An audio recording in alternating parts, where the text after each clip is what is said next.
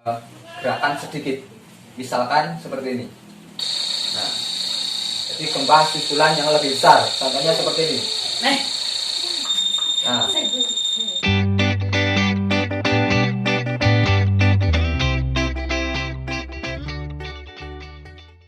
Assalamualaikum warahmatullahi wabarakatuh. Sini saya akan memperkenalkan suatu alat, yaitu alat pendeteksi gempa bumi skala rumahan.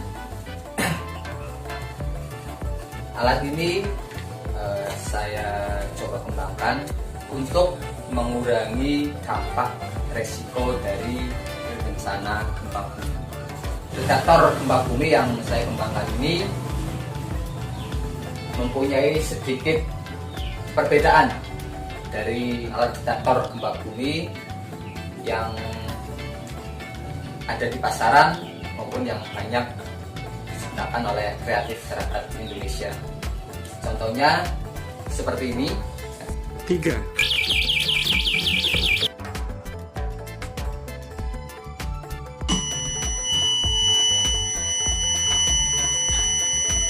Saya akan gerakin ya meja ini seperti ini.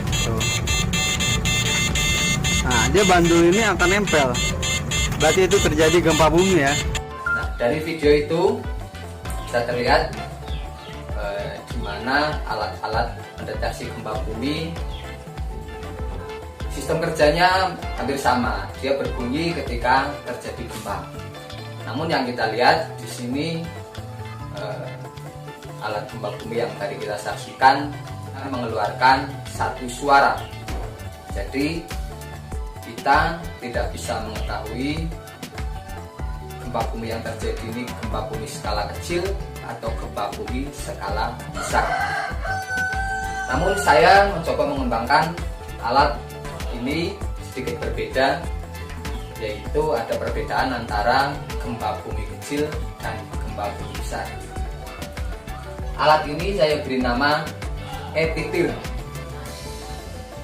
Ya, kenapa e-titir? Jadi titir itu pada zaman dahulu sesepuh-sesepuh kita menggunakan alat komunikasi atau alat pemberi peringatan yang namanya titir dengan menggunakan kentongan.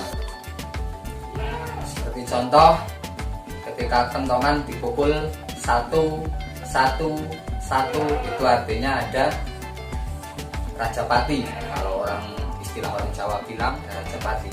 Nah, seperti juga berikutnya ada titir yang bunyinya 4 kali. Tong tong tong tong, tong tong tong tong, itu artinya ada banjir atau bencana alam. Nah, dari situlah menamai alat ini dengan e-titir atau elektronik titir. Jadi di sini e-titir ini dilihat dari depan ada logonya kentongan. Ini mengingatkan kita pada zaman dahulu ya, masyarakat Jawa khususnya memberikan peringatan dengan bunyi kentongan. Lalu di sini ada titik 4. Kalau kita lihat itu biasanya di pos ronda masih ada tata cara memukul kentongan. Di situ nanti akan ada titik 1, titik 2, titik 3. Nah, ini titik 4 yang artinya adalah memberi peringatan bencana alam. Bencana alam yang saya fokuskan kali ini adalah gempa bumi. Nah, dari alat ini kita akan mengetahui bahwasanya di sekitar kita sedang terjadi gempa, baik gempa skala kecil ataupun gempa skala besar. Walaupun secara realitanya alat ini belum pernah, sejak saya mencoba mengembangkan, belum pernah terjadi gempa bumi sejak alat ini terjadi khususnya di wilayah kita. Namun secara prinsip kerja dari alat ini itu sudah bisa membuktikan bahwa alat ini bisa mendeteksi gempa bumi.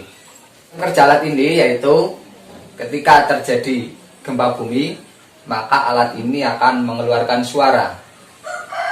Memang suaranya tidak terlalu keras karena ini saya buat untuk skala rumahan. Namun setidaknya alat ini bisa memperdengarkan ke radius sampai 10 meter. Ya, jadi orang-orang yang berjarak dari 10 meter dari alat ini akan mendengarkan alat ini walaupun dengan volume atau daya tangkap suara yang berbeda-beda. Sistem kerja alat ini adalah dia mendeteksi gempa bumi skala kecil dan juga skala besar. Ketika dia mendeteksi gempa bumi skala kecil, dia akan mengeluarkan suara yang pertama. Lalu ketika terjadi gempa susulan yang lebih besar atau gempanya skala besar, maka dia akan mengeluarkan suara yang berbeda. Maksud saya, ketika suara peringatan yang dihasilkan dari alat ini berbeda, kita sebagai masyarakat bisa mengatur ritme proses evakuasi. Jadi ketika suara gempanya skala kecil, kita tidak harus terburu-buru dalam melakukan evakuasi, karena justru dalam keterburu-buruan itu bisa saja menimbulkan dampak negatif yang tidak kita inginkan. Misalkan terjatuh karena lari, terbentur benda-benda keras karena dalam keadaan panik, dan juga dampak-dampak negatif lainnya.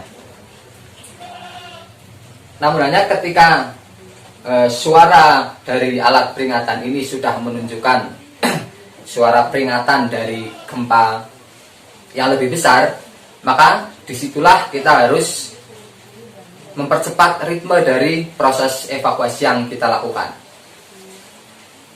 yaitu dengan berlari, mengutamakan keselamatan diri kita dan juga keluarga kita. Kita akan segera mengetahui bagaimana kinerja alat ini dalam memberi peringatan tanda gempa bumi. Sebelumnya kita akan melakukan proses pemasangannya terlebih dahulu ya. Jadi kita akan memasangnya di tembok seperti ini untuk uji coba saja. Nah, setelah dipasang di tembok seperti ini, pastikan gelembung waterpass ada di titik tengah. Setelah gelembung waterpass ada di titik tengah, tunggu sekitar 5-10 detik. Kita hitung 1, 2, 3, 4, 5. Kita coba di 5 detik. Lalu kita nyalakan saklar yang ada di depan. Ternyata masih berbunyi. Kita coba hitung lagi. 1, 2, 3, 4, 5. Nah, alat ini sudah tidak berbunyi, artinya sensor yang ada di dalam kondisi netral. Cara kerja alat ini akan kita praktekkan dengan cara menggerakkan box ini, ibaratkan sedang terjadi gempa bumi. Kita coba dengan gempa bumi skala kecil. Jadi kita akan menggerakkannya dengan gerakan sedikit. Misalkan seperti ini. Nah, dia sudah mulakan bunyi. Ini untuk gempa bumi skala kecil. Suaranya terdengar mendesis ya, hampir seperti jangkrik, tapi ini tidak terputus. Lalu kita coba ke gempa yang skalanya lebih besar. Dikatakan terjadi gempa kecil, kita melakukan proses evakuasi dengan ritme yang pelan-pelan saja. Lalu terjadi gempa susulan yang lebih besar, contohnya seperti ini. Nah, ini suara gempa bumi yang lebih besar. Sehingga ketika suaranya sudah berubah seperti ini, maka kita harus sesegera mungkin melakukan proses evakuasi, terutama untuk kita yang berada di dalam ruangan, gedung, atau yang sekiranya di bawah bangunan yang membahayakan. Proses evakuasinya tentunya dengan cara kita menutup bagian kepala dan bagian belakang seperti ini untuk melindungi benturan apabila ada benda yang jatuh dari atas. Nah, setelah alat ini berbunyi seperti ini, cara mematikan alat ini yaitu cukup mudah dengan menekan tombol restart yang ada di depan ini, dengan menekan ke bawah. Kita tekan, nah, dia sudah mati. Selama tidak di restart atau tidak di off kan, maka alat ini akan terus memberikan peringatan kepada kita, sehingga kita yang tadinya tidur tidak tahu kalau tadi sudah terjadi gempa. Kita akan tahu dari alat ini, oh bahwa tadi telah terjadi gempa. Dan untuk mengembalikannya ke kondisi standby atau posisi standby, kita cukup hidupkan kembali. Alat ini sudah standby seperti sedia kala. Beberapa teman yang bertanya kepada saya, apakah alat ini bekerja efektif ketika digunakan oleh masyarakat rumahnya ada di sekitaran jalur rel kereta api. Untuk menjawab pertanyaan itu, saya mencoba melakukan tes di bantaran rel kereta api. Untuk membuktikannya, kita saksikan video ini. Ini ya, nanti alat ini akan ditaruh di lokasi yang kuning itu di sana. Betul apa ya Pak? Di sana ya Pak? Ya, terima kasih.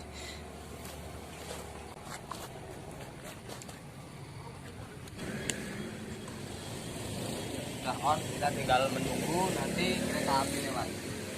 Bagaimana reaksinya? Apakah reaksi atau tidak? Ya, kita berada di lintasan kereta api di Kabupaten Kebumen, tepatnya di Karanganyar, di JPL 541. Kita saksikan kereta lewat. Sudah kelihatan ini ya. Lihat.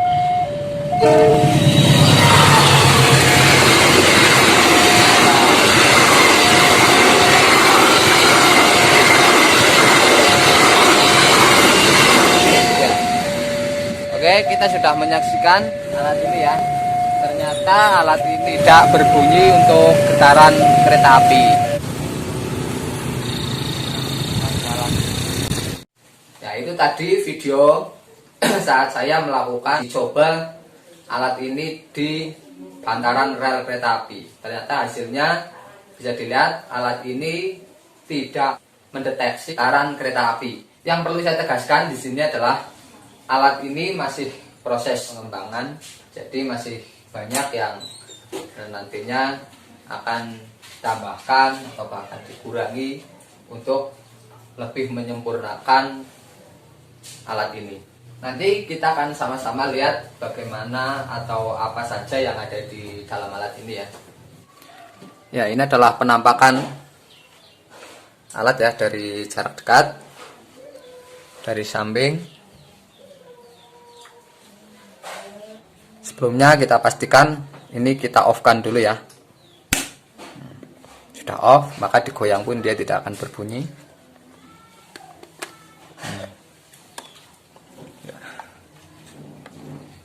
Ini ya, ini adalah sensor yang ada di dalam, dan ini adalah komponen-komponennya. Alat ini bekerja dengan menggunakan daya baterai berkekuatan 3,7 volt. Biaya produksi dari alat ini nggak sampai 100.000. Kita sudah bisa membuat alat ini, dan kita bisa membuatnya hanya dalam 1 hari, bahkan tidak sampai 1 hari, asalkan peralatan dan bahannya sudah lengkap. Baik, terima kasih. Itu yang dapat saya jelaskan. Mudah-mudahan dapat dipahami, dapat dimengerti. Mohon maaf atas segala kesalahan dan kekurangan. Wassalamualaikum warahmatullahi wabarakatuh.